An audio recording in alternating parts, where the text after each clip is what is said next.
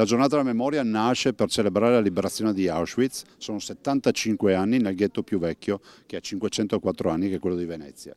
Non dobbiamo dimenticare, dobbiamo batterci contro il negazionismo che corre in rete e che raggiunge molti giovani.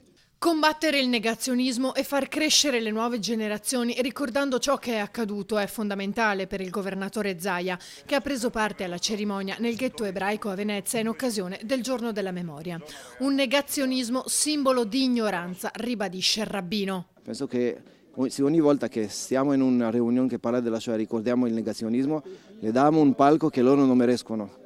Okay? È come dire, c'è una persona nel mondo che dice che Parigi non esiste e facciamo di questo una cosa pubblica. Non fa senso, dire che una cosa non esiste è una stupidità. Se diamo un palco pubblico alle persone che sono ignoranti, non facciamo una cosa anche intelligente da nostra parte. Il negazionismo non mi preoccupa l'ignoranza.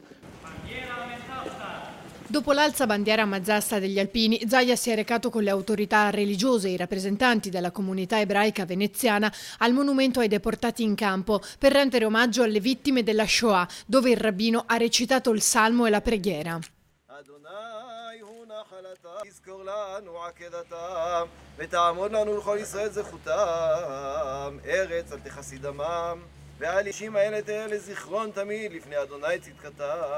Presenti anche il presidente del Consiglio regionale Ciambetti e vari consiglieri. Proprio nei giorni scorsi hanno votato un progetto di legge con lo scopo di prevenire e contrastare fenomeni di antisemitismo. È una legge che impegna l'istituzione ed è l'istituzione perché nel giorno della memoria gli ebrei sono d'aiuto, ma è l'istituzione che ha un compito di formare le coscienze, di essere vicina alle generazioni future e quindi il fatto di impegnare la memoria è un compito della Regione che la Regione sta assumendo in modo significativo. La missione è vedere i bambini ebrei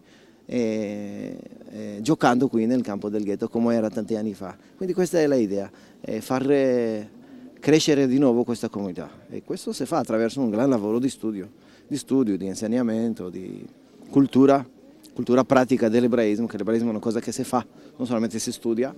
E questo è un po' della mia visione e spero con l'aiuto del cielo e delle persone di farlo.